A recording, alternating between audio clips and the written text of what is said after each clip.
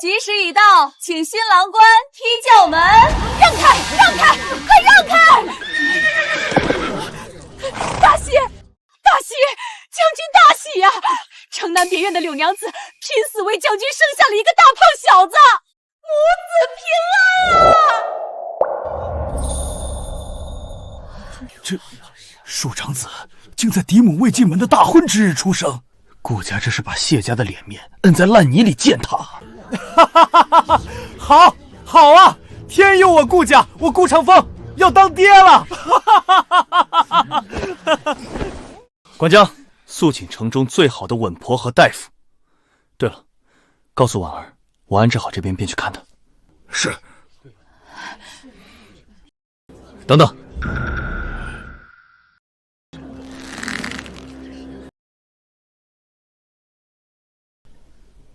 阿宁，婉儿刚从鬼门关走了一遭，你速来端庄大度，先在轿中歇片刻。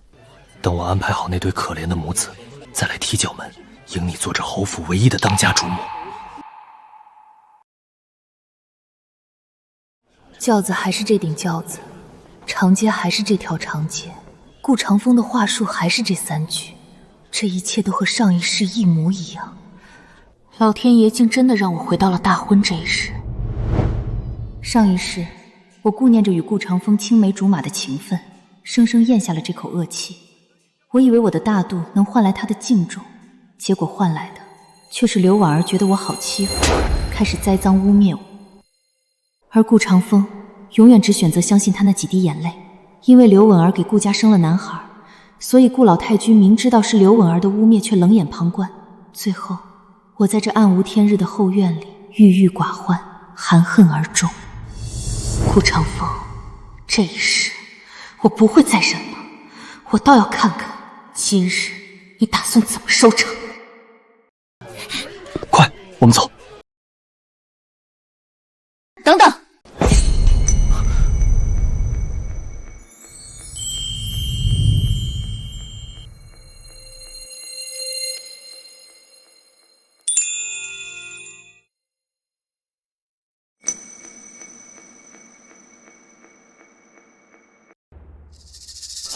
阿宁，阿宁，吉时未到，我尚未踢轿门，你怎么自己出来了？阿宁，我知道你心里有气，可婉儿她刚生产完，命悬一线，况且她已陪我3年，你不过就是晚一刻进门，先在轿上等一等，又有何妨？你若是因为婉儿这点小事就闹起来，岂不是叫人看了笑话？快回去。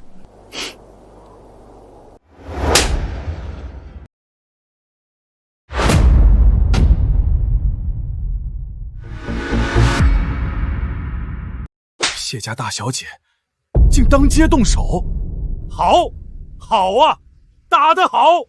这一巴掌打得好啊！大婚之日抬庶子上门，换谁都得发怒吧？换我，我也打。谢宁，你疯了吗？当街打我，你可知今日是什么日子？顾长风，你摸着良心问问，到底是谁疯了？或者问问大家，到底是谁疯了？谢宁，我只是让你等一刻而已。婉儿命悬一线，孩子刚落地，我不去看，难道由他们去死？你难道想让我变成那等无情无义之徒吗？不就是等一会儿吗？就为了这点小事，你有必要当众给我难看吗？只是小事，难道不是吗？这难道不是小事吗？谢宁，难道你这10几年的端庄大度，难道都是装出来的吗？装出来的。顾长风，我谢宁端庄了16年，换来的就是你大婚之日，让我在轿中给一个外使让道。我没有让你让道，我只是……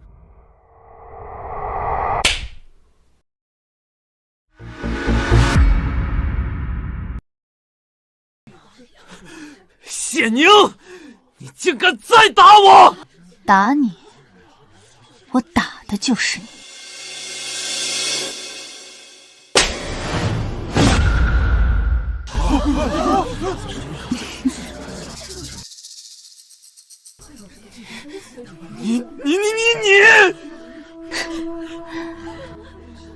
我什么我？三书六礼，是你顾家亲自上谢府求来的。大婚之日，吉时已到，你却让我这个明媒正娶的妻子在轿子里等着，就为了给你那见不得光的外室和他生下的野种让路。我说了，婉儿她……婉儿，顾长风，你眼里还有没有我谢家？我没有，我只是让你等一等。你为何如此斤斤计较，不大度一些？大度？你的大度就是让我咽下这奇耻大辱，帮你安抚外室，喜迎庶子，为你顾长风博一个有情有义的好名声吗？我问你，顾长风凭什么？你让我端庄，让我大度，不过是想让我做个任你摆布的傀儡。我没有，阿宁，你听我解释，不是你想的这样。那是哪样？是，我知道了，是我谢家3代忠烈，比不上你那外室一滴眼泪，没错吧？顾长风，你知不知道，今日我若忍了，明日满京城都要笑我谢家。你让我谢家从今往后还怎么在京城抬头？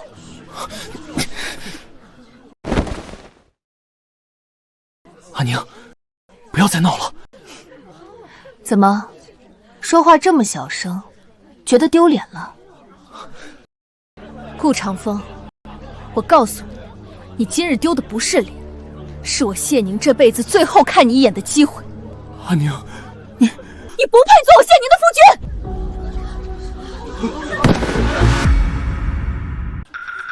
威远将军竟被一个女子逼到如此地步，真是闻所未闻。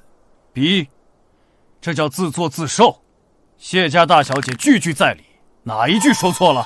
就是，大婚之日自己搞出这种丑事，还指望谢小姐忍气吞声，真当谢家是好欺负的。阿宁，你真好看，等我长大了，一定娶你做我的新娘。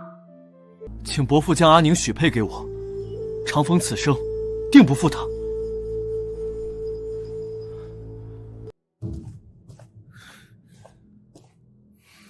晦气，早不死晚不死，偏偏要死在我儿周岁生辰之上，真是会给我添堵。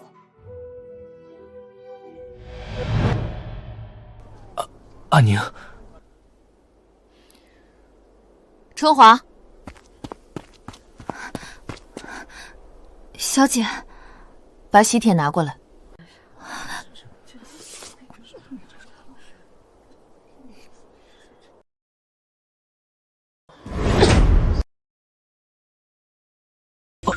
阿宁，你做什么？这将军府的主母，我不当了。掉头，10里红妆怎么抬出来的，就给我怎么抬回相府。这门婚事，我谢宁退了。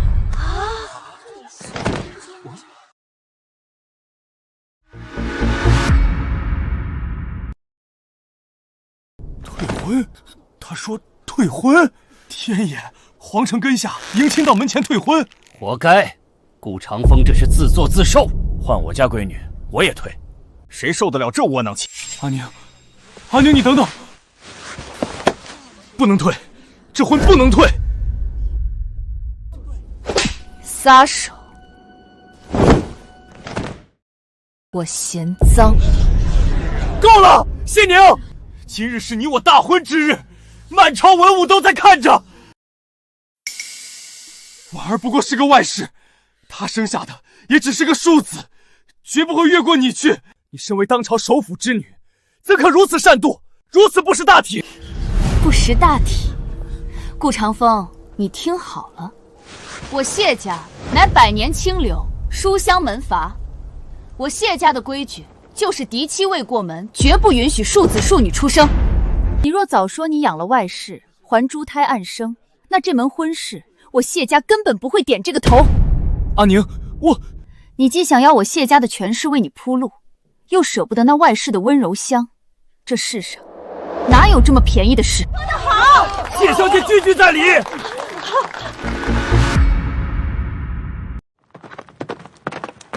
是魏远老将军，老将军竟然在这个时候回京了，也正常，毕竟独子大婚，老将军怎能不回京？成何体统！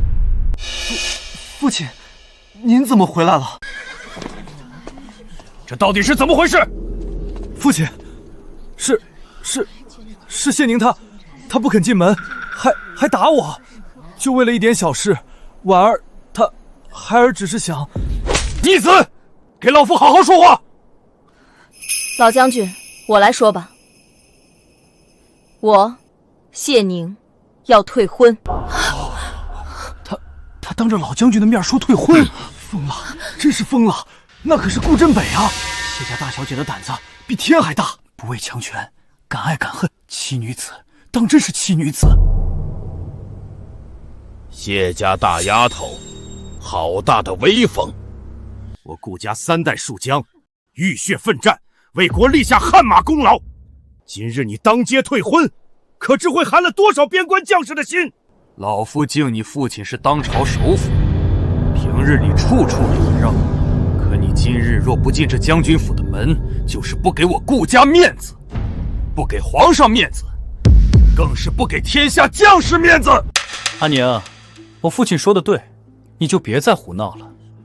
只要你现在乖乖进门，今日之事我便既往不咎。这将军府主母之位，依旧是你的。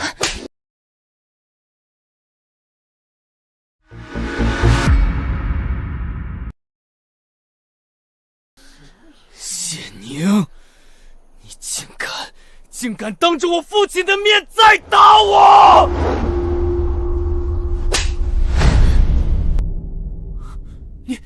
你疯了！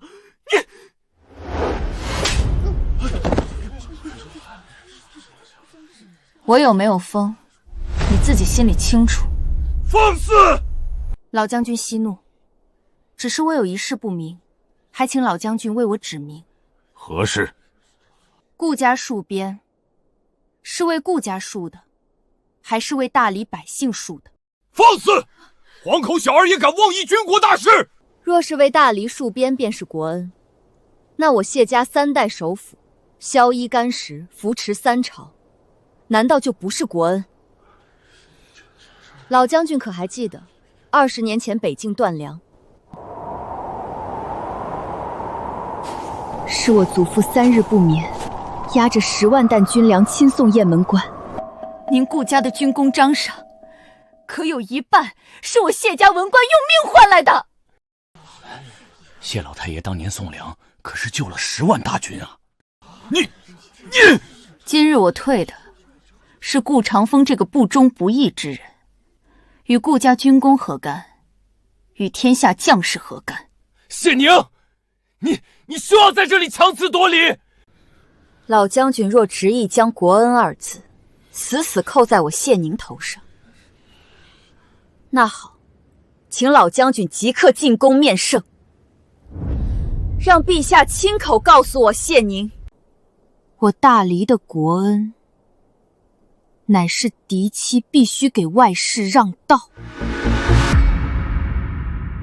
你好个伶牙俐齿的丫头！哎呦，我的心口，快扶着我！祖母，您可算出来了！你快看看谢宁，他要反了天了！宁丫头，我刚听说你要退婚，急得我这旧疾都犯了。你这孩子怎可如此任性？女子在家从父，出嫁从夫。你父亲既然已经应允了这门亲事，你怎可公然违抗父命？女诫有言，妇德为先，不妒为贵。你今日当街辱骂未来湘军，已犯了7出之条中的口舌与妒忌2条。你这般德行，便是嫁进了我顾家的门，按祖宗规矩，也该被立刻休妻。7出之条，好像是有这么一说。这么说，是谢小姐理亏了。小姐，老太君既然要与我论礼敬，讲女诫，那晚辈倒要向您请教一二。我大黎律第37条明文规定，男子未娶正妻，先纳妾室，私生子4者，杖责40，褫夺爵位3年。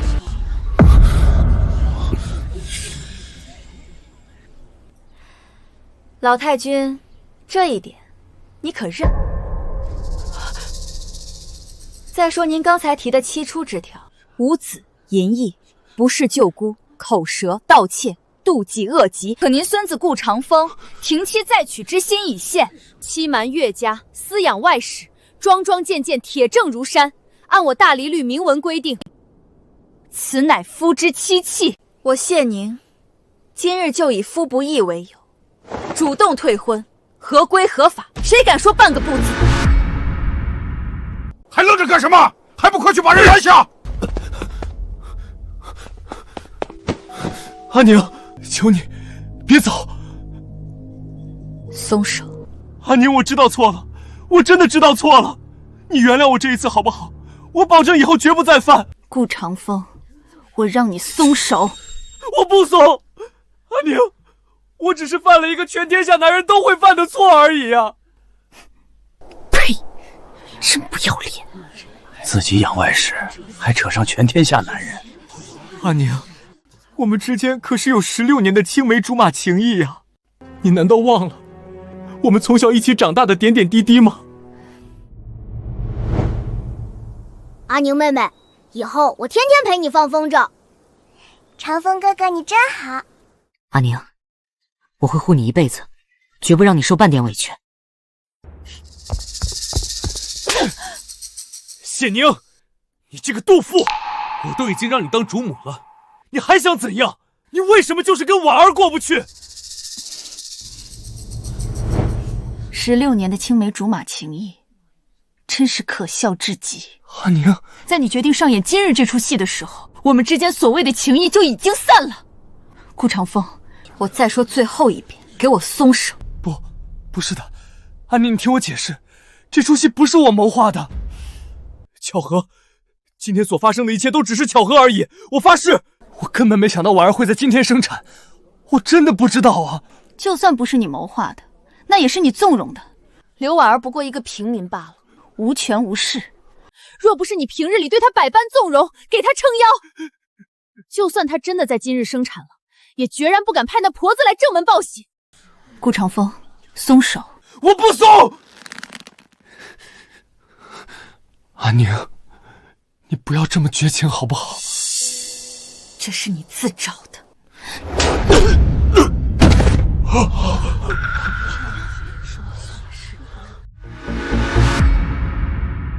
谢小姐，求您大发慈悲！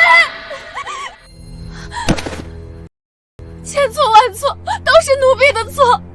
奴婢知道自己身份卑微，根本不配站在这里。求小姐看在这孩子无辜的份上，饶过我们母子吧。奴婢愿带着孩子离开京城，走得远远的，从此与将军再无瓜葛，绝不碍您的眼。只求小姐不要退婚，不要寒了将军和老将军的心啊！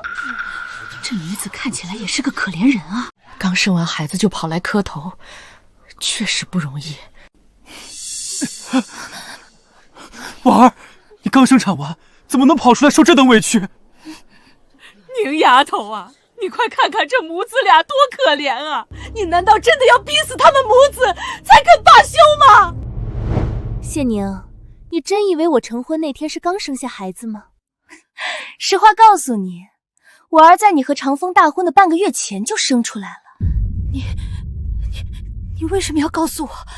你难道就不怕我告诉长风吗？没用的，他早就知道了。他那天赶到我那边的时候，就知道这件事情了。你们谢家不过是被我们玩弄于股掌之间的笑话罢了。刘婉儿，我还没去找你算账呢，你就自己跳出来了。既然如此，那就别怪我不客气了。谢小姐，千错万错都是奴婢的错，奴婢命如草芥，死不足惜，可孩子是无辜的。刘婉儿，你说你刚生产，命悬一线。奴婢确实是拼了半条命才生下这孩子。可你这双绣花鞋分明干净如新，连半点泥污都没有，还有你这身衣裳，干干净净，别说是血迹了，甚至连褶皱都没有。你一个刚从鬼门关走过的产妇，是怎么走到这长街上的？还是说你根本就早就准备好，等着今日来这一出？阿宁，婉儿她应该是坐马车来的，自然鞋底干净。至于衣裳，定然是换了一身干净衣服。是吗？不是说难产吗？我看她不像啊，这妆容精致的，倒像是来赴宴的。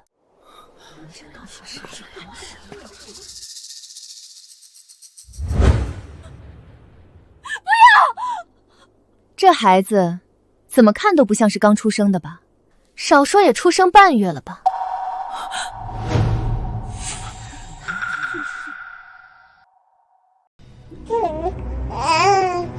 这哪里像是刚出生的婴儿？刚出生的孩子浑身通红，皱巴巴的，这孩子白白胖胖的。刘婉儿，你这大婚之日诞下灵儿的戏码，演得未免太刻意了些。长风，你听我解释，这都是误会。误会？刘婉儿，你真当全天下的人都是瞎子吗？老将军、老太君，今日这婚我谢宁退定了，谁若再敢阻拦，休怪我不留情面。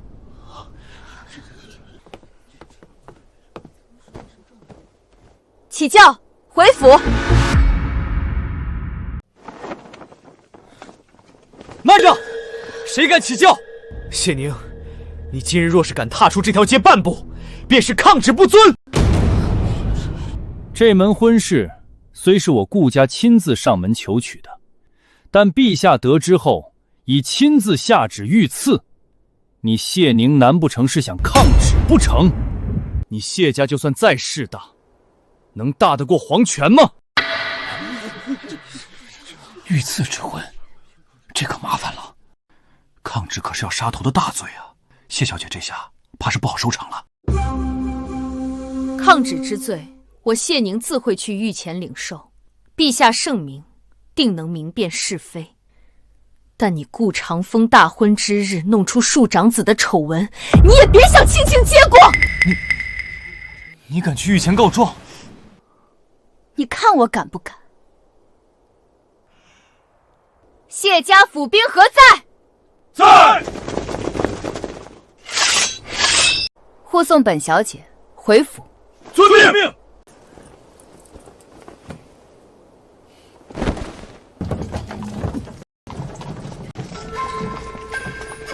谢宁，你会后悔的！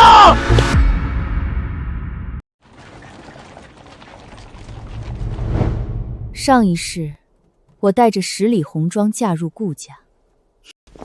顾家表面风光，实则内里早已亏空，全靠我的嫁妆苦苦支撑，却被他们拿去挥霍，养着这个外室。后悔？我谢你，绝不会后悔。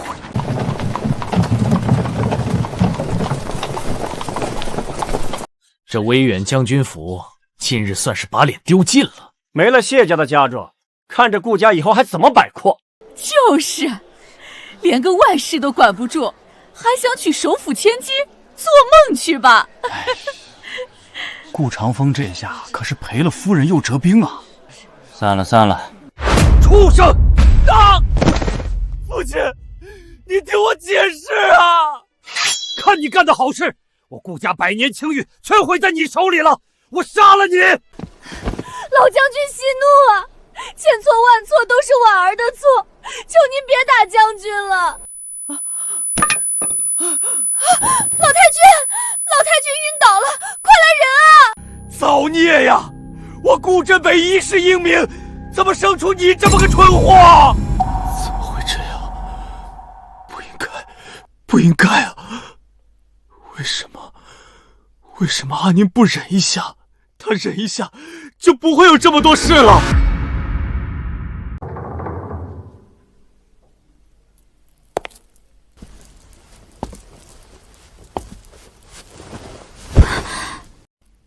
女儿不孝，今日任性妄为，让谢家家门蒙羞了。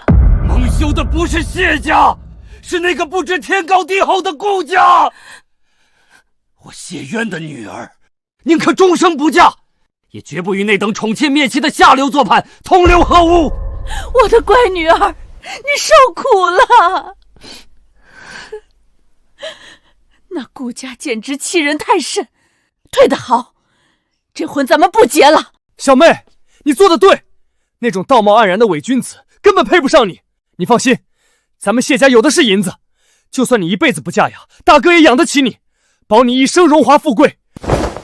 顾长风那个王八蛋，竟敢如此折辱小妹！我现在就带去平了那破将军府，替你出这口恶气。爹、娘、大哥、二哥，阿宁，是为父对不住你。当初顾家求亲极为热切，加上陛下御赐婚约，为父虽有疑虑，却也不便深查。如今想来是为父大意了。您别这么说，这不怪您，我的心肝儿，你别哭啊！为了那种狼心狗肺的东西流泪，不值得啊！是啊，小妹，你别哭，京城里的好男儿多的是，明儿大哥就给你挑个更好的。小妹，你别哭了，我这就去把顾长风抓来给你磕头赔罪。爹、娘、哥哥们，你们误会了，我不是因为那顾清风而落泪，我只是觉得庆幸我生在谢家，庆幸我能有你们这样的家人。傻孩子，咱们是一家人，不说两家话。不行，小妹不能白白受辱。顾长风那个庶子，真以为凭他打了这场胜仗，就能把我们谢家踩在脚下？他去年的冬衣粮草，他军中的战马补进，哪一样不是我们谢家暗中牵线搭桥？不行，我这就去点旗进军。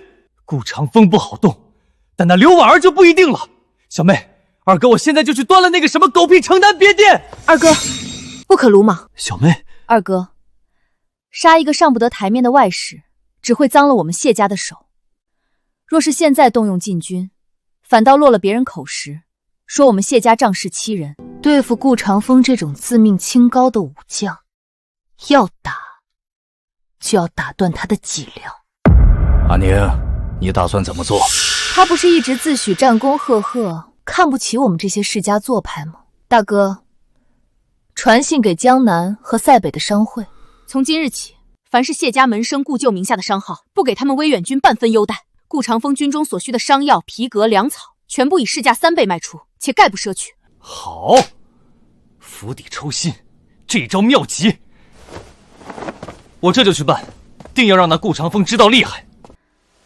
父亲，朝堂上的事就要劳烦您了。阿宁放心，为父知道该怎么做。明日早朝，我会让顾长风和那顾老头知道，什么叫文臣的笔胜过武将的刀。阿宁，你长大了，有勇有谋，娘真为你骄傲。娘，这都是爹娘教导有方。顾长风，顾家，前世今生，你们欠我的，我要你们连本带利的还回来。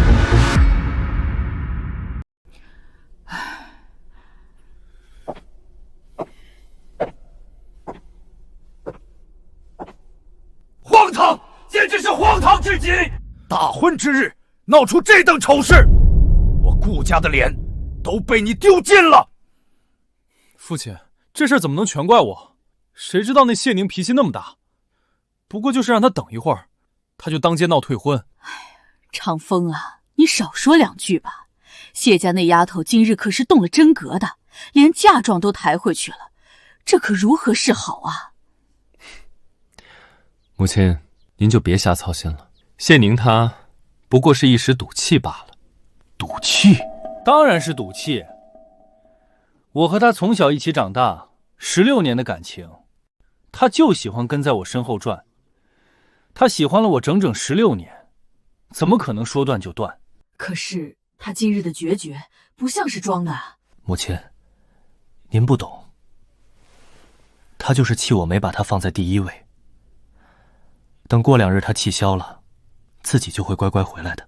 长风说的倒也不无道理，这门亲事毕竟是陛下御赐的，谢家就算再势大，也不敢公然抗旨。父亲英明，谢宁今日闹这一出，无非是想给我个下马威，想让我以后在将军府里处处让着他。行了，都别吵了。不管怎么说，今日之事确实是我们顾家理亏。镇北啊，谢家毕竟是首府门第，咱们也不能把关系闹得太僵。母亲的意思是，过上2日，等谢家的气消得差不多了，长风，你备上厚礼，亲自上门去赔个罪。祖母，凭什么要我去赔罪？你还敢顶嘴？若不是你惹出这等祸端，何至于此？孙儿知错了。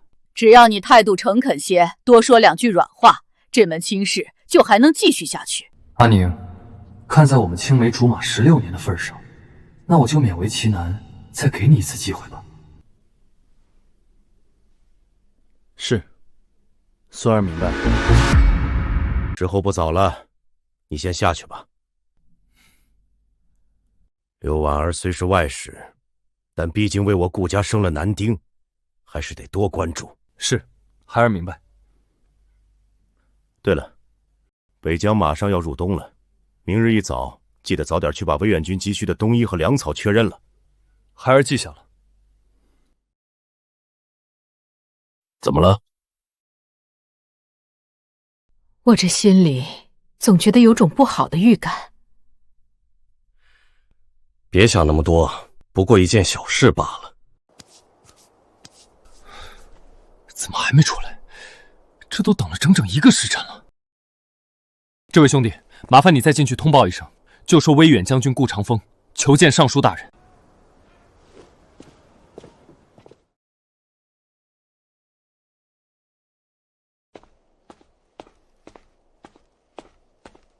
顾将军，尚书大人正在处理公务，让您再等等。还等？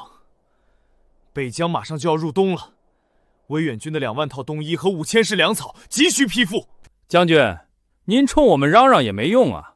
尚书大人不见您，我们有什么办法？你奇怪，以往我来兵部，尚书大人总是笑脸相迎，今日怎么如此反常？侍郎大人，您可算出来了。尚书大人他……顾将军，尚书大人让我给您带句话。什么话？尚书大人说，今年国库空虚，威远军的冬衣和粮草，请将军自己想办法筹措吧。什么？什么？让我自己想办法？这怎么行？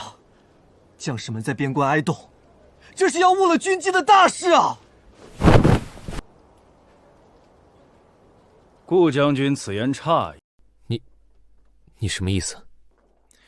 以往将军的军需，那是谢家伤后带头捐助，那可是半买半送的交情。如今谢大小姐与您退了婚，谢家商号昨夜就撤了资，我们兵部去哪儿给你变出这2万套冬衣？所以顾将军还是请回吧。威远军可是北疆门户，若是出了事，你们兵部担得了这个责吗？威远军那边若是出事了，那是你顾将军的责任，是你能力不行，连自己麾下将士的冬衣都筹措不到。哼，更何况威远军也不一定就会出事。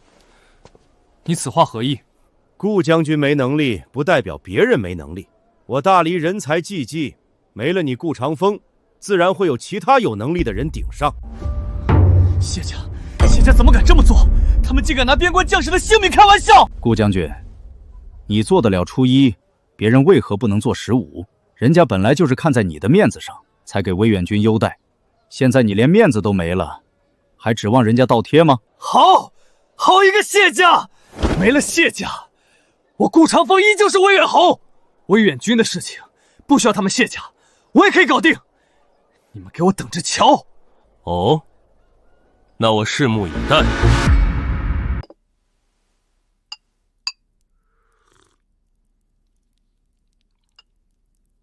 大人，下官有一事不明，说咱们就这么故意折腾威远将军，是不是不太妥当？有何不妥？顾家毕竟手握重兵，老将军顾镇北更是战功赫赫，咱们这么做，岂不是平白无故得罪了人？得罪？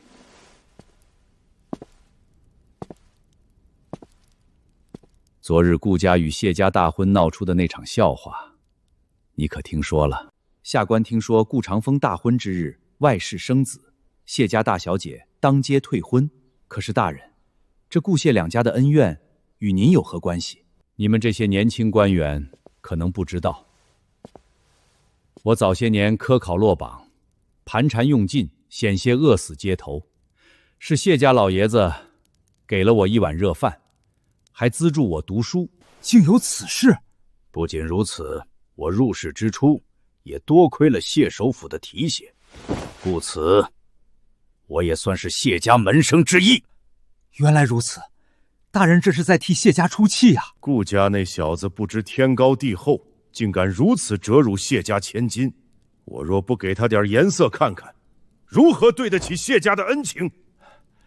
大人英明，那顾成风这回可是踢到铁板了。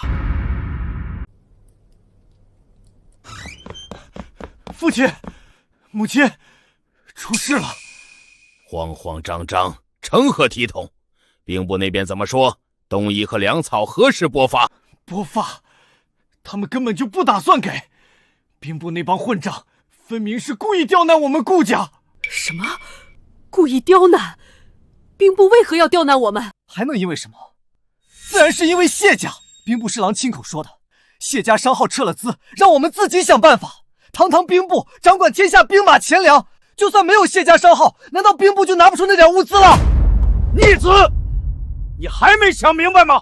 兵部这是在帮谢家，是故意在帮谢家针对我们顾家。可是，为什么？我们顾家手握兵权，兵部尚书为什么要这么帮谢家？他就不怕得罪我们吗？人家现在巴结的是首辅谢渊，有谢家做靠山，他还会把我们放在眼里吗？那现在怎么办？北疆马上就要入冬了，若是没有这批物资，威远军定要生乱。不行，威远军是我顾家的根基，绝不能出事。可若是将士们挨饿受冻，我们顾家在军中的威望定然扫地，严重的话，甚至会被人借机弹劾，夺走我们的军权。长风，威远军这次到底需要多少银子？说，到底需要多少？冬衣、粮草、药材，加起来至少要10万两白银。府上现在哪有那么多银子？别说是10万两了，现在就算5000两都拿不出来。逆子！若不是你为了那个贱婢，非要在昨天闹出那等丑事，谢宁怎么会退婚？那10里红妆怎么会被抬走？父亲饶命，孩儿知错了。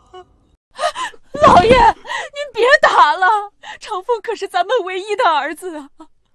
你要是打死他，顾家就绝后了。慈母多败儿，我顾家100年基业就要毁在这个畜生手里了。够了，镇北，事已至此，你就算打死他也没用了。眼下最要紧的是赶紧筹措银两，安抚住威远军。母亲，10万两啊！我们去哪里弄这么多银子？京城里那么多商会，咱们顾家好歹也是侯门，去商会借贷，先解了燃眉之急再说。祖母英明，只要度过这次难关，等明年开春，朝廷的粮饷拨下来，咱们就能还上了。唉，也只能如此了。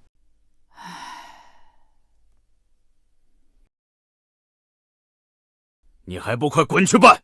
若是借不到银子，你就别回来了。是，孩儿这就去。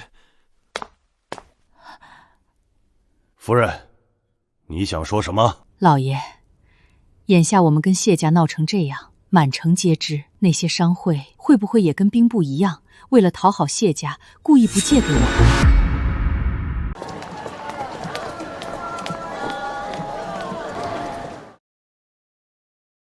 去，告诉你们王掌柜，威远将军顾长风亲自登门，要谈一笔10万两的军需大生意。哎呦，是顾将军大驾光临，快里面请，小的这就去叫我们掌柜的。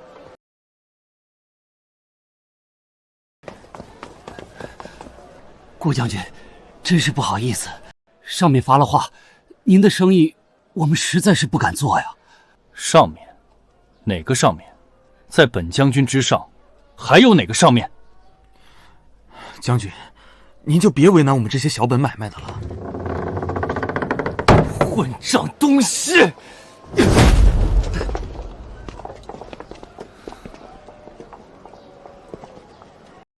李掌柜，本将军要借贷，你这是什么态度？顾将军，您连结发妻子都能在大婚之日当众羞辱，我们这些做买卖的可不敢信您的人品。万一您哪天不高兴了，我们的钱岂不是打了水漂？这不是那个大婚之日闹笑话的顾将军吗？是啊，听说被谢家夏小姐当场退婚了，活该。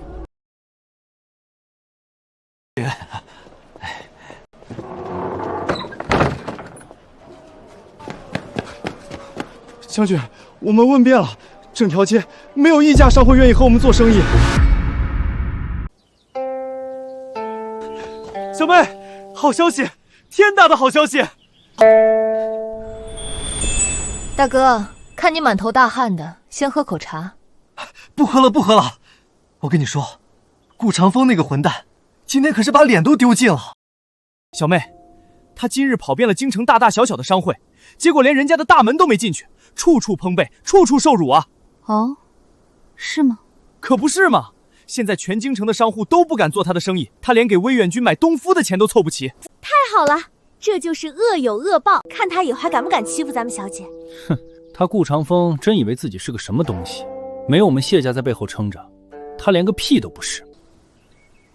辛苦大哥了。这算什么辛苦？只要能给小妹出气，大哥干什么都愿意。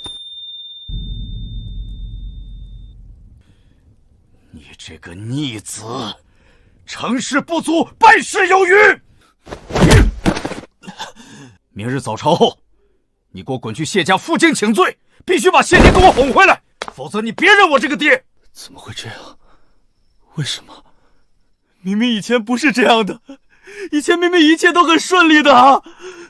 难道真的如他们说的，我之所以能这么顺，是因为阿宁的缘故吗？不可能，我不信。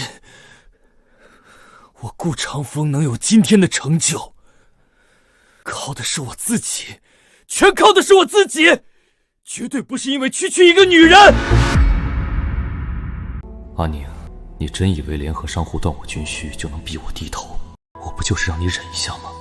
你非要闹到这地步是吧？是你先无情，那就别怪我不义。有事启奏，无事退朝。今日我便参你谢家延误军机，我要让你跪着求我回心转意。臣弹劾威远将军顾长风，依和其德行有亏，大婚之日竟闹出庶长子降生的丑闻，宠妾灭妻，败坏我朝官箴，践踏纲崇伦理。二何其治家不严，其外室柳氏不过一江南瘦马，身份低贱，竟敢在天子脚下喧哗跋扈，搅得将军府大婚不得安宁。三何其藐视皇恩，欺君罔上。赐婚乃陛下天恩，顾长风竟敢在此等大事上做局，欺瞒圣听，实乃欺君大罪。臣附议，顾长风私德败坏，治家无方，不堪为将，请陛下严惩。请陛下严惩此等污美苟合、败坏我朝风气之徒，以正视听。陛下，臣也要弹劾威远将军顾长风。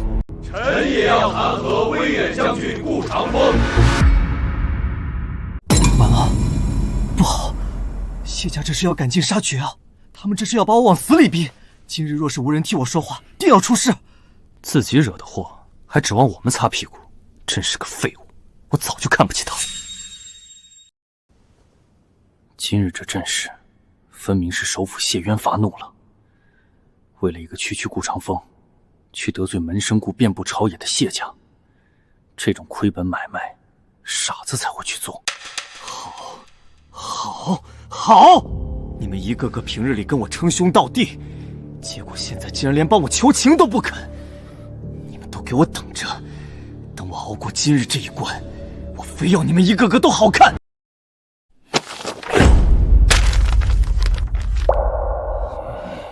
顾长风，臣在。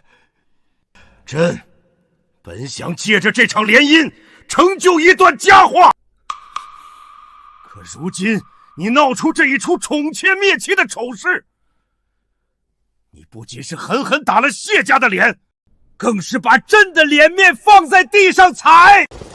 陛下息怒。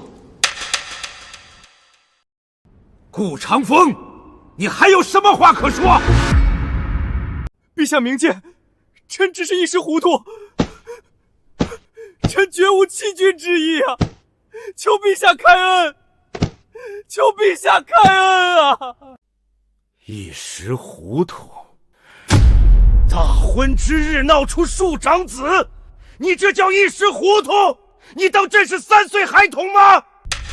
陛下，臣知错了，臣知道错了，求陛下开恩啊！臣为大离国戍守边关多年，臣没有功劳也有苦劳啊！求陛下看在臣往后鞠躬的份上，网开一面吧！我等武家恃才傲傲，居功自傲，历来是帝王大忌。这顾长风简直是在找死，真是个蠢货。幸好刚才没有站出来为他开罪，蠢货竟敢在陛下面前居功自傲。陛下，顾将军确实劳苦功高。谢元竟然会替我说话。对了，定然是看在我与阿宁青梅竹马的份上。是啊，陛下，您明鉴啊！真是个蠢货。但古人云：“一屋不扫，何以扫天下？”顾将军连后宅都治理得乌繁瘴凑，大婚之日，竟能让一个低贱的外室生事。陛下，若将数万大军交于此等心智不坚之人，战时外贼以女色诱之，将军岂不要误国误民？高，实在是高！首辅大人此言，直接将家事上升到了国事，这才是杀人不见血的手段。好险，幸亏刚才没替他说话。谢元这老狐狸太狠了！你血口喷人！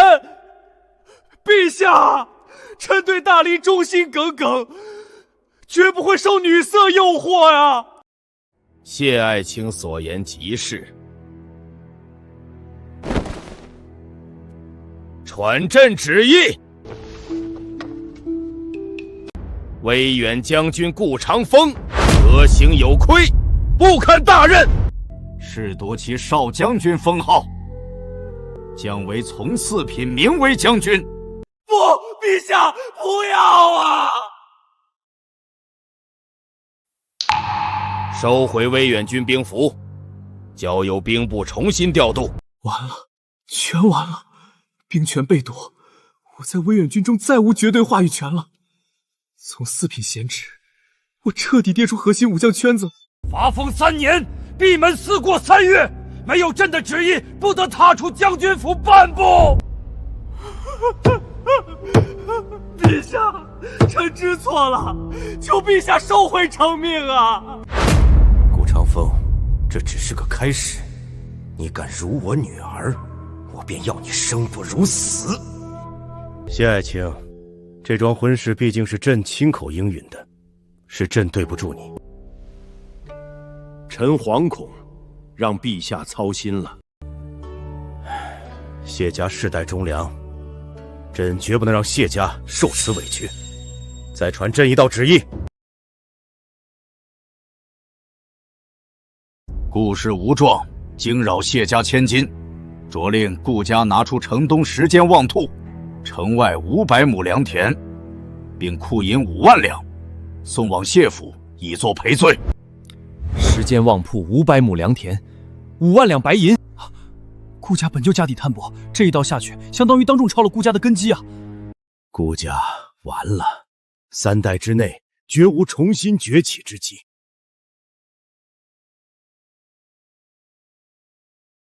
顾将军，接旨吧。臣遵旨。顾将军，还不快快接旨！臣接旨，吾皇万岁万岁万万岁！顾老将军，陛下可是念在您往日的进宫上，才留了情面，您可得好好管教管教令郎了。完了，全完了！我顾家3代人浴血奋战才换来的威远军兵权，就这么没了，全都没了！5万两白银，10间旺铺，500亩良田，这是要抽干我们顾家的血呀！咱们以后可怎么活呀？造孽，真是造孽啊！我顾家的基业算是彻底毁了。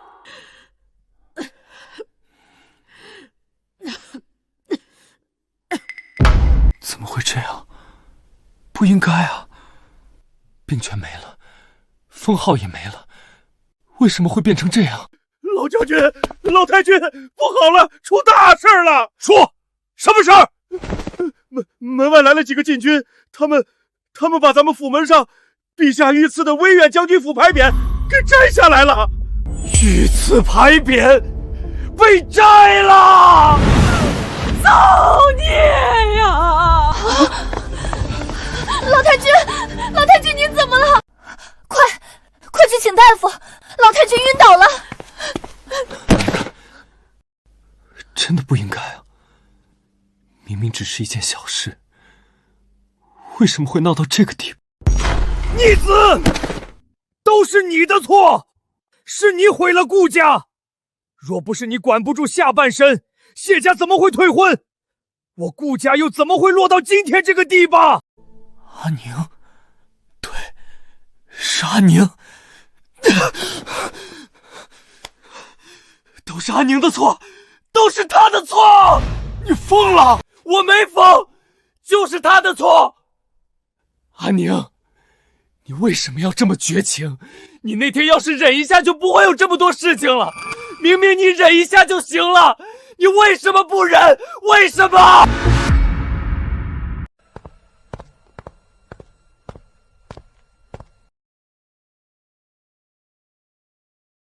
小姐，这支玉簪成色真好，衬您的肤色。包起来吧。好嘞。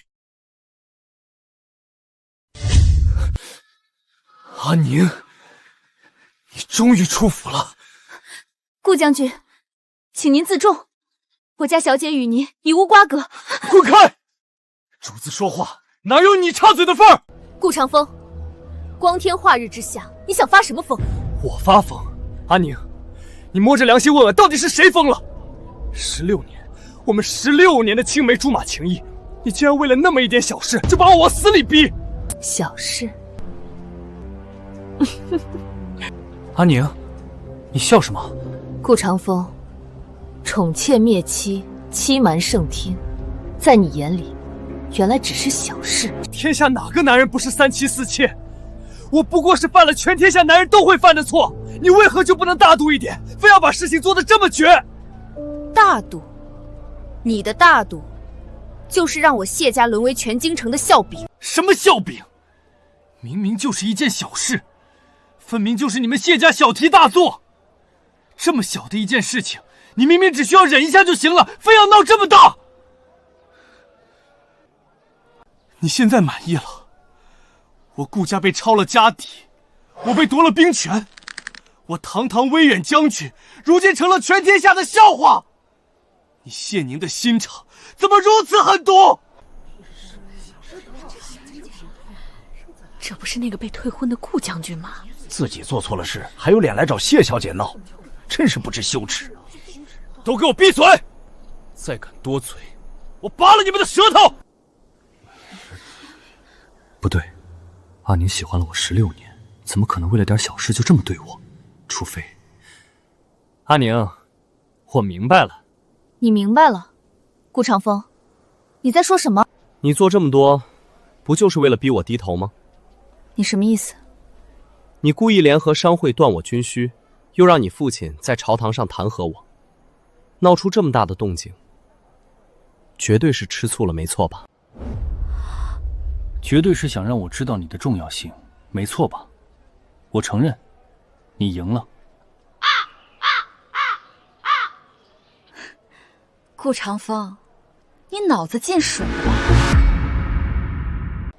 阿宁，别装了，我承认，这次是你赢了，你的手段确实厉害，我认栽。我现在向你承诺，只要你肯跟我回去，去陛下面前替我求情，我可以不让婉儿入府，那孩子我也可以送到乡下去养。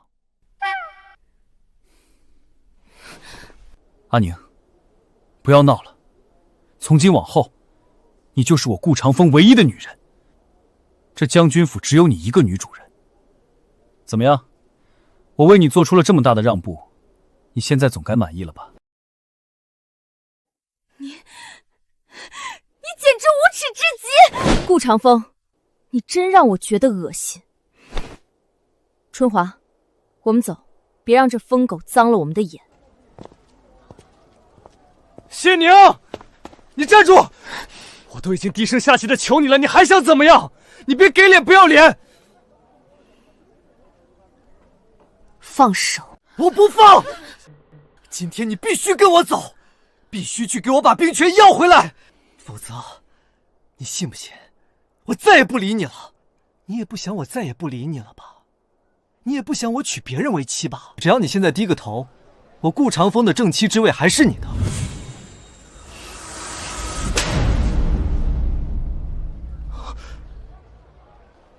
我都已经让步到这个地步了，你还想怎么样？这一巴掌是打醒你的白日做梦。顾长风，你给我听清楚了，我谢宁丢掉的垃圾，就算是一条狗捡了，我也绝不会再看一眼。为什么？我都已经承诺只有你一个女人了，你为什么还要这样对我？这正房的景致果然比那见不得光的别眼好上千百倍。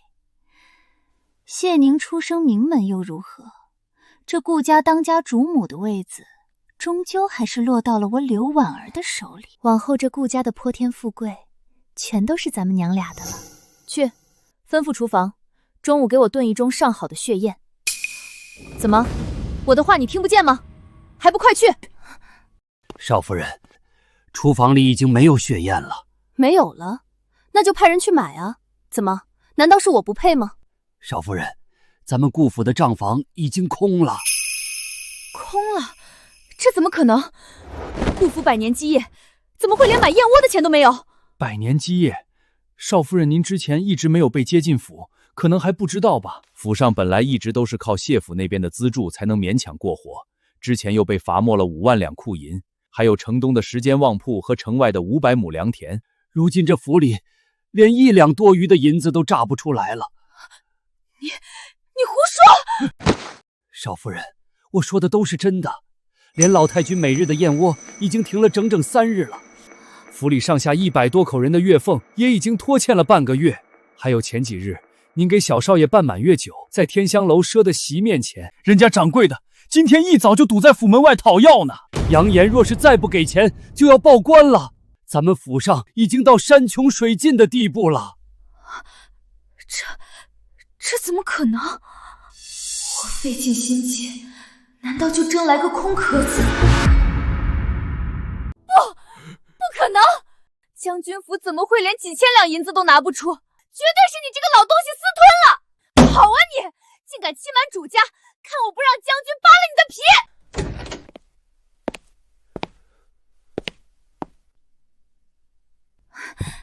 长风，你可算来了！长风，你快管管这个老东西！他不仅克扣我的燕窝，还敢拿假账本来糊弄我，定是他私吞了府里的银子。长风，你一定要把他抓起来，严刑拷打，把银子都吐出来！给老子闭嘴！长风，你打我！我打的就是你！你这个成事不足败事有余的贱婢！要不是你非要在我与阿宁大婚之日搞那么一出，阿宁又岂会生我的气？我顾家又岂会落到今天这般田地？全都是因为你这个扫把星！长风，不是这样的，我是为了你啊！滚！别让我再看到你！不对，阿宁绝对还是爱我的，我们16年的感情，怎么可能说散就散？若是他不爱我，不在意我，就不可能生这么大的气。他做这一切都是为了引起我的注意，绝对是这样的。阿宁，你真是用心良苦啊！你放心，我这就去接你回来。只要我稍微哄哄他，他一定会乖乖回到我身边的，一定会。怎么会这样？不应该这样才对。我明明已经赢了，为什么会变成这样？为什么？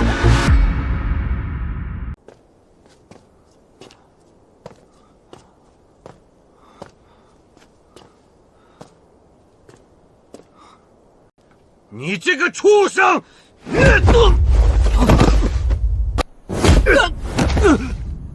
府上如今乱成这样，全都是你惹出来的祸！父亲饶命！现在，立刻，马上给我滚去谢府，去求谢家那丫头，一定要让她回心转意。她若是不回来，我就没你这个儿子。可是父亲，这几天阿宁根本不见我。他一直在躲着我，我连相府大门都进不去。他不见你，你不会去跪着求他吗？谢家那丫头向来心软，你只要跪下，她定会心软。跪着，这不太好吧？光天化日，当街下跪，我的脸面都要丢尽了。哼，脸面？从你大婚那天闹出丑事起，你就已经没有脸面了。可是，那不是在利用阿宁心软这一点吗？这样会不会不太好？都什么时候了，你还在乎这个？别以为我这个当老子的不知道，从小到大，你可没少利用那丫头的善心，还不快去！还愣着干什么？想看着顾家死绝吗？是，父亲息怒，孩儿这就去谢府。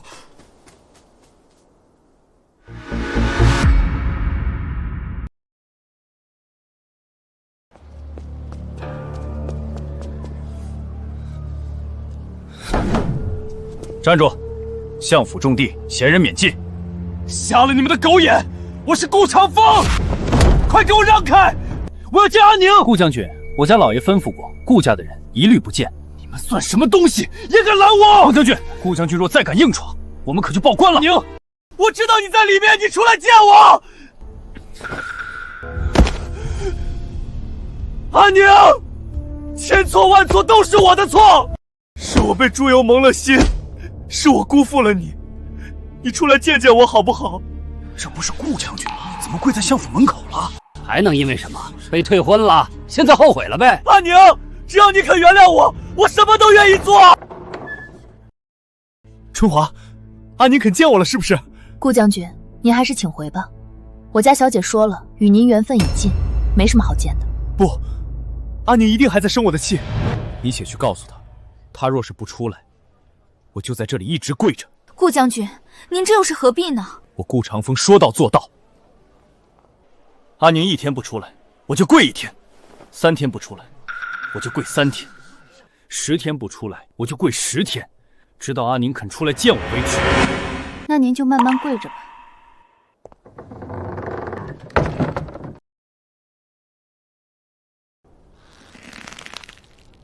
阿宁，你绝对会出来见我的，没错吧？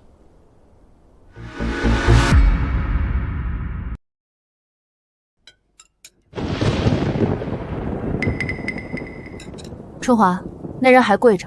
可不是嘛，那小子跟块茅坑里的石头一样，又臭又硬，从下午跪到现在，也不知道图什么。春华，雪伞。小妹，你该不会是心软了吧？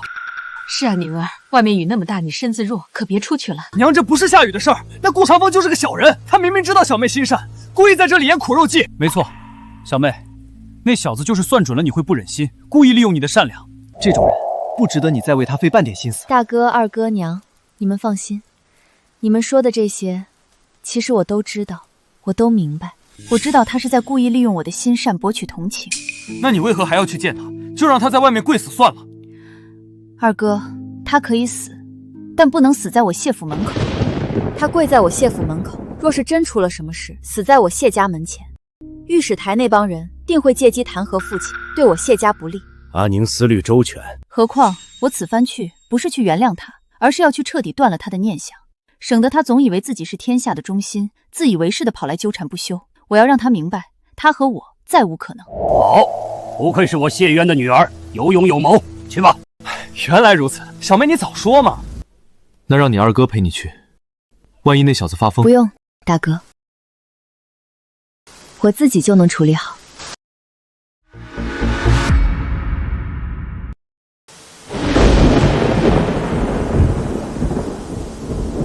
阿宁，你一定会出来见我的，你一定会心软的。阿宁，我就知道，你心里还是有我的，你终究还是舍不得看我受苦，对不对？顾长风，你别自作多情。阿宁，我出来见你，不是因为心软，更不是因为舍不得，我只是不想让你这条贱命脏了我谢家的大门。阿宁，你怎么能说出这么绝情的话？我都在这里跪了1天1夜了，我连命都可以不要，难道还换不来你的一句原谅吗？原谅，顾长风，你以为你在这里演一出苦肉计，就能抹平你做过的那些龌龊事吗？阿宁，我真的知道错了。只要你肯跟我回去，我保证把刘婉儿赶出京城。后将军府只有你一个女主人，我们重新开始好不好？重新开始？顾长风，你听不懂人话吗？那我就再说一遍，最后一遍。我谢宁丢掉垃圾，绝不会再捡回来。今日我出来，就是要明明白白的告诉你，从今往后，你我恩断义绝，再无半点瓜葛。阿宁，你竟如此冷血无情！我不过是犯了个全天下男人都会犯的错，你为何非要揪着不放？是不是早就移情别恋了，所以才借题发花？我连尊严都不要了，跪在这里求你，你还想怎样？你以前不是这样的，你变了，我没变，我一直都爱着你啊！顾长风，你说这些话，难道就不会感觉到羞耻吗？你口口声声说爱我，可曾想过你跪在这里对我有多不利？你若死在我谢府门前，天下人会怎么议论我谢家？你想过吗？你这么做，不过是想利用我的善良逼我妥协。你若真的爱我，就不会用这种卑劣手段逼我出来。春华，我们走。是小姐。不，阿宁，你不能这么对我！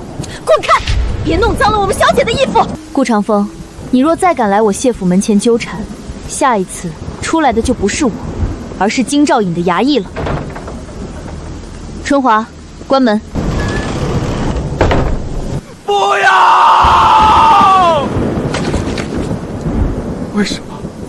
为什么会这样？阿宁，你真的不要我了吗？怎么，府里就真的挤不出一点银子了？我新做的衣裳，连只像样的簪子都配不上了，传出去岂不让人笑话？少夫人，老奴说的是实话。为了还债和府里支出，能当的东西都已经送去当铺了，账上已经1文钱都没有了。这点小事都办不好，不行，我好不容易才当上这将军府的主母，绝不能过这种穷酸日子。对了，我记得府里在城外不是还有几百亩祭田吗？夫人，那可是顾家的祖产，是祭祀用的，动不得啊！有什么动不得的？人都快活不下去了。你现在就去找人，把那些祭田给我卖了，换成银子。万万不可啊，夫人！这要是让老太君知道了，会出大事的。怕什么？现在这个家是我在当，出了事由我担着，你只管去办。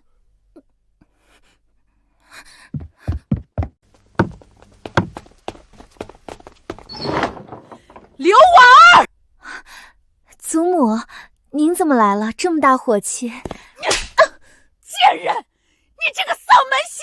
祖母，您为何打我？打你？我打死你这个狐妹子！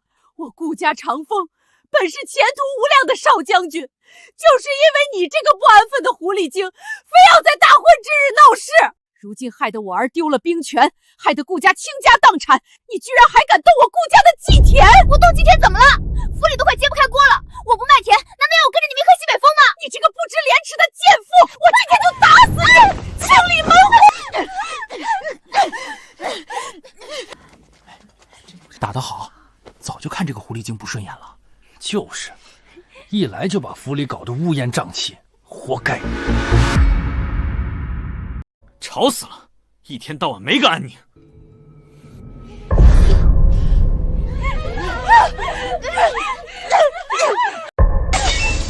给我住手！长风，你快看祖母，她要打死我！长风，你看看你带回来的好东西，她要卖了我们顾家的祖坟地呀！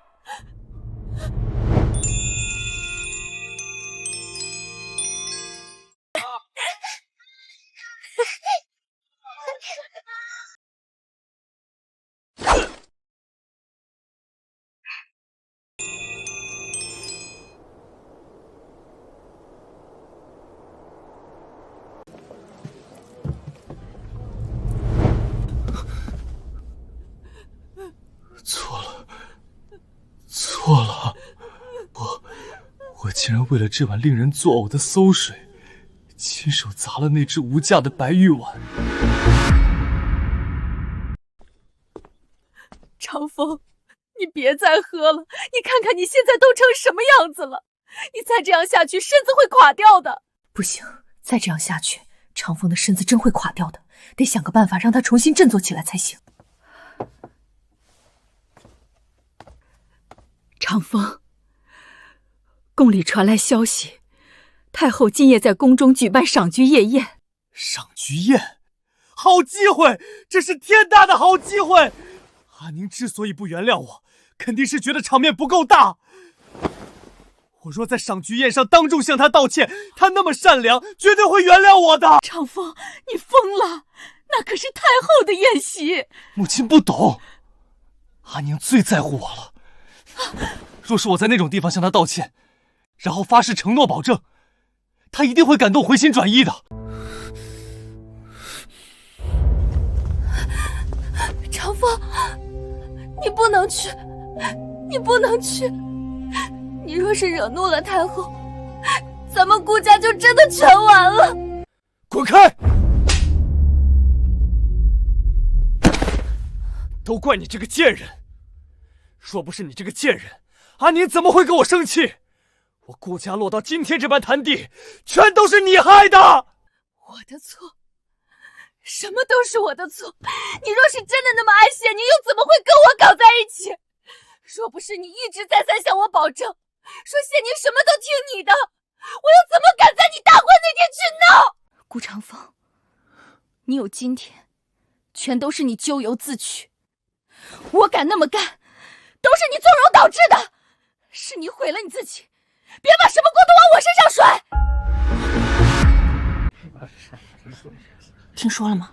今晚这宴席是太后特意为谢家大小姐办的，可不是吗？顾家那档子事儿一出，皇家这是明晃晃的给谢家撑腰呢。要我说，谢小姐当街退婚，那才叫气魄。如此果决清醒的女子，世间罕见。是啊，这样的当家主母，哪个世家高足不眼红？顾产风那蠢货，真是有眼无珠。来了来了，谢小姐来了。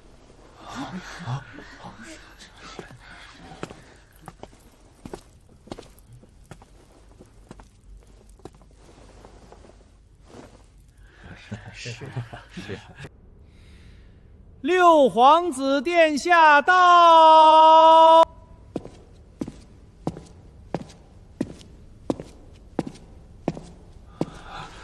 参见六皇子殿下。孙儿给皇祖母请安。菊儿来了，快到皇祖母身边坐。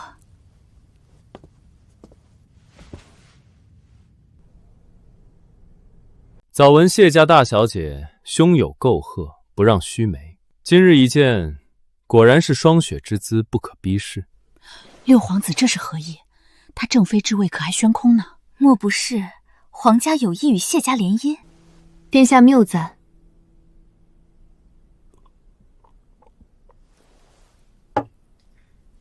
臣女不过是秉持谢家家训，不肯与污泥同流罢了。好个不肯与污泥同流！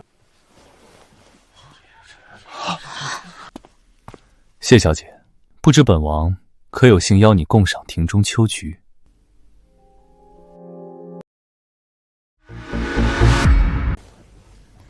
殿下盛情，臣女敢不从命。真是郎才女貌，天作之合啊！谢小姐这般风姿，也只有六皇子殿下能配得上了。好，好啊！哀家看着这满殿的秋菊，都不如你们二人养眼。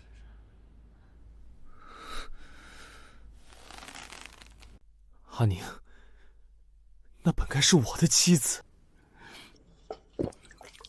如果那天我没有为了婉儿下马，如果那天我老老实实的踢了教门，阿宁就是我的人了。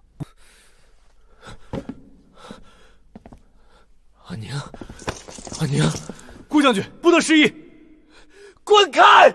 我要见阿宁，我要跟他说话。那是何人？竟敢在皇祖母的宴席上如此没有规矩！回殿下，那是原威辉将军，如今的闵威将军顾长风。本王当是谁呢？原来是那个连内宅都管不住的庸才。来人，顾将军不胜酒力，惊扰了太后，拖下去，扔出宫门。遵命。放开我！你们干什么？放开我！阿宁，阿宁，你看看我，我知道错了。阿宁，我真的一直爱着你啊！从始至终，我心里只有你一个人，我再也不犯了，我发誓再也不惹你生气了。求求你，给我最后一次机会吧，阿宁！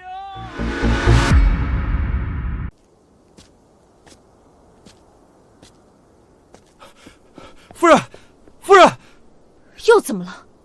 府里这点破事，就没一件能让我省心的吗？夫人，柴房的木炭已经用完了，采买那边说咱们府上还欠着上个月的银子，不结清就不给送了。还有，府里下人们这个月的月钱已经拖了半个月了，大家都在私下抱怨。抱怨，就知道抱怨，一群只知道要钱的废物。将军府养着他们，是让他们来享福的吗？可是夫人，柴米油盐人情往来，哪一样都离不开钱啊！没有了谢家的财力支撑，咱们府真的快撑不下去了。行了行了，我知道了，你先下去。钱，到处都是要钱。不行，我绝不能过这种穷酸日子。我好不容易才当上这将军府的主母。对了，有了。夫人，您要等的人来了，让他们进来。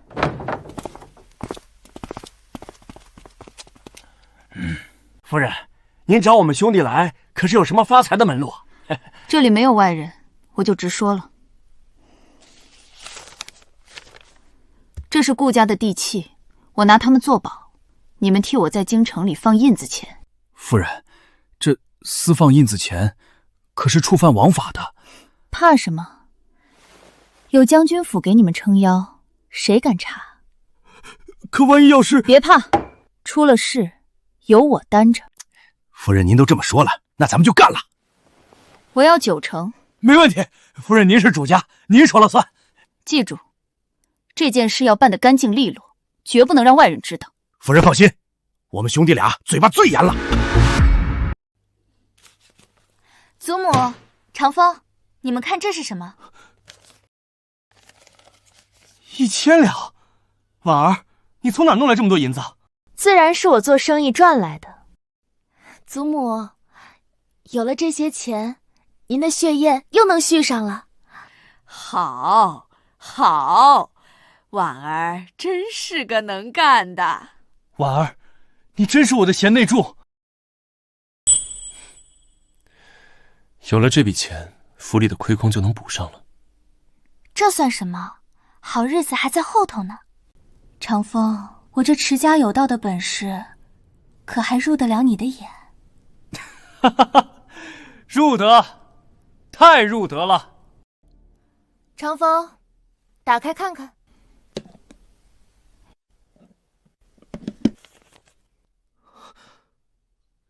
1万两，整整1万两！天爷呀，咱们顾家这是要发大财了！婉儿啊，你可真是咱们顾家的大功臣。祖母过奖了，这都是孙媳应该做的。好，太好了！婉儿，你这生意来钱也太快了吧？1个月就赚了1万多两，不会有什么问题吧？这个钱。母亲，您就别瞎操心了，我办事您还不放心吗？绝对没事的。就是，母亲，婉儿能赚钱是好事儿，您别扫兴。你这妇道人家懂什么？婉儿这是有本事。但愿如此吧，我这心里总觉得不踏实。您就安心享福吧，下个月我定能赚回2万两。这印子钱的买卖真是好做，可不是嘛？有将军府兜底，咱们只管放不管收，收不上来直接拿房子拿地底。两位爷，求您再宽限几天吧，那2两银子我一定想办法还上。宽限？当初借钱的时候你怎么说的？3天还，利滚利。现在都过去5天了，规矩你应该懂吧？拿不出钱就腾房子。那是我家的祖宅啊，你们不能这样。不腾也行，从你闺女开始抵，1个不够就2个，滚！老天爷，这是要逼死我们啊！你们就不怕遭报应吗？报应！老子身后是威远将军府，谁敢查，谁敢动老子一根汗毛！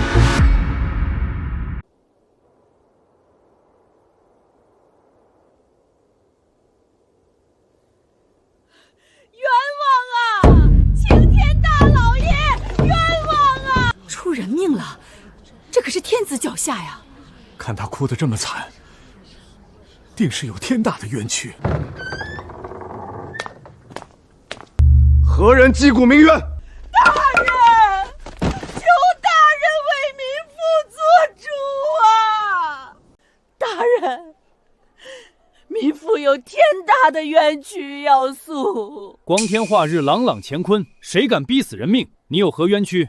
从实招来，本官定为你做主。大人，民妇要状告威远将军府。威远将军府，顾长风，大胆！将军府岂是你能随意诬告的？民妇没有诬告，威远将军府私放印子钱，救出15龟啊！他们逼着我丈夫还钱，把我丈夫活活逼得上吊自杀了。印子钱，那可是要命的买卖啊！救出15龟，这……哼！堂堂将军府，竟然干这种丧尽天良的勾当！你说的可是真的？句句属实，若有半句虚言，民妇愿遭天打雷劈。大人，这案子咱们怕是惹不起啊。惹不起？不，这是天赐的良机。良机？大人，顾家虽已失势，但毕竟是侯爵。顾家算什么？如今的顾家不过是秋后的蚂蚱。你忘了，顾家是怎么把谢首府得罪死的？大人的意思是借花献佛？这案子就是咱们送给谢首府的一份大礼。立刻备马，将此案连夜呈递到首府大人府上。是，大人。首府大人，京兆尹府派人送来一份紧急案卷，指明要您亲启。哦，呈上来。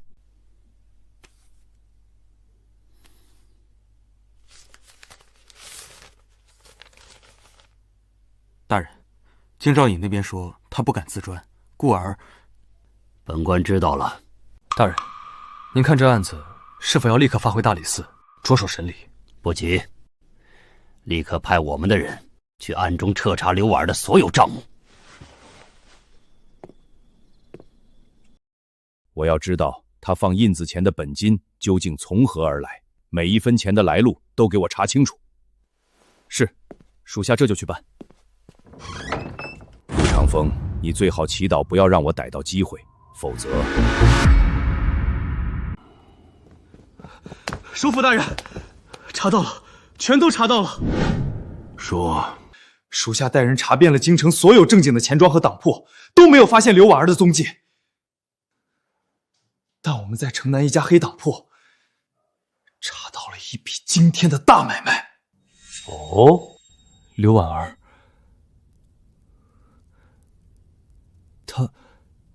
他为了扩大放印子钱的本金，似乎偷开了顾家的库房。偷了什么？他将先帝当年赏赐给顾家先祖魏源老将军的那柄翡翠玉如意给死当了。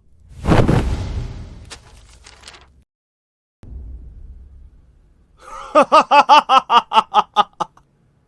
典当御赐之物，这是大不敬的欺君之罪。立刻封锁那家当铺，把当铺的掌柜连人带物秘密移交大理寺，严加看管，不许任何人接触。是。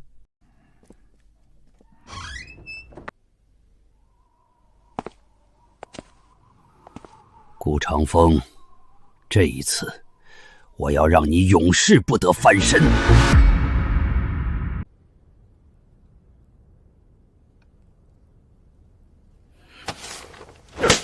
顾长风，你好大的胆子！私放印子钱，逼死人命，还敢典当御赐之物！朕念你昔日有功，留你体面，你竟纵容内眷，猖狂至此！陛下明鉴，臣冤枉啊！臣对此事毫不知情，全都是那个奸夫，是那个奸夫背着臣干的。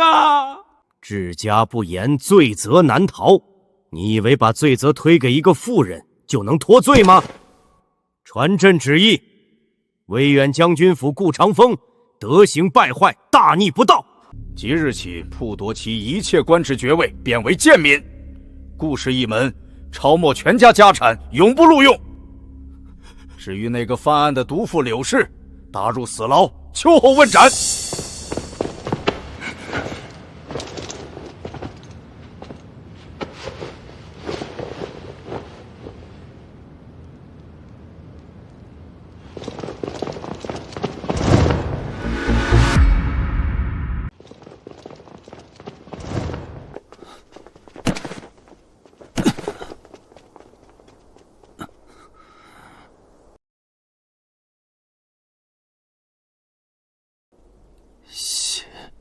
谢渊，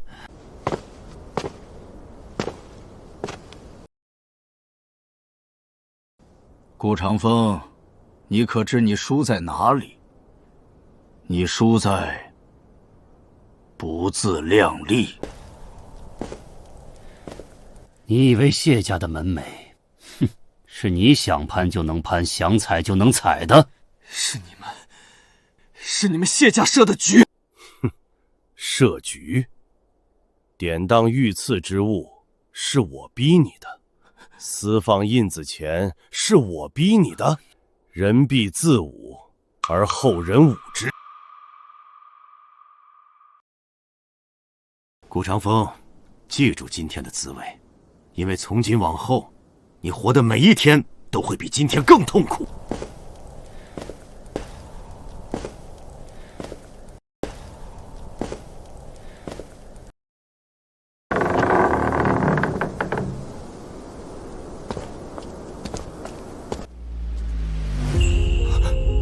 阿宁，小姐，无妨。阿宁，你看我现在这个样子，你可解气了。阿宁，我知道错了，真的知道错了。你救救我，看在16年的情分上，再给我一次机会吧，我会好好爱你的。说完了，说完了，就走吧。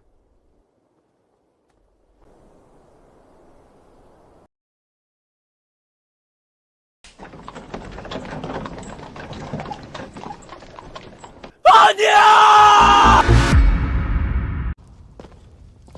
你只有1炷香的时间。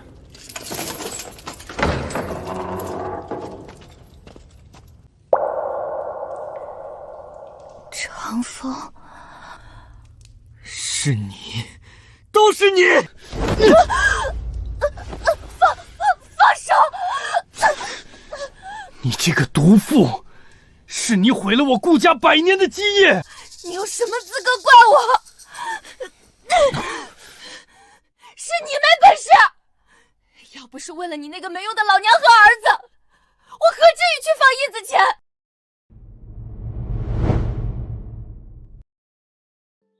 阿宁，你真好看，等我长大了，一定娶你做我的新娘。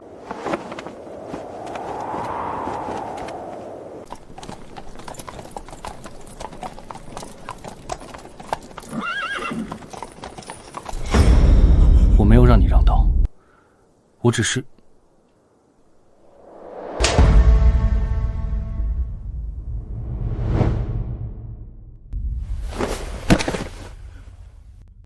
报应，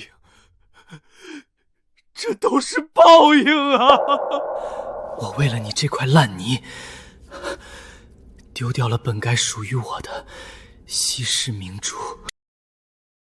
奉天承运皇帝诏曰：首辅谢渊之女谢宁，端庄淑德，秉性清冷，有皇亲之姿，特赐婚于六皇子萧决，册封为正妃，于明春3月成婚。钦此。臣谢主隆恩。谢宁，那日的退婚，本王很是欣赏。你是一只不该被困在后宅池塘里的凤凰。本王要娶你，不是因为你是谢渊的女儿。你谢宁，配得上与本王并肩。殿下既然敢娶，臣女便敢嫁。好，本王定以10里红妆迎你入府。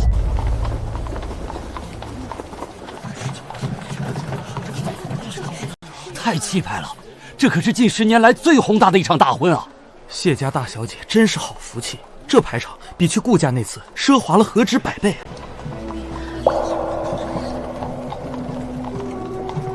阿娘！哪来的刁民，惊扰了王妃的仪仗？你几条命给我赔！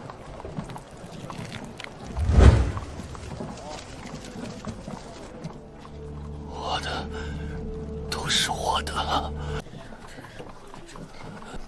阿娘，回来！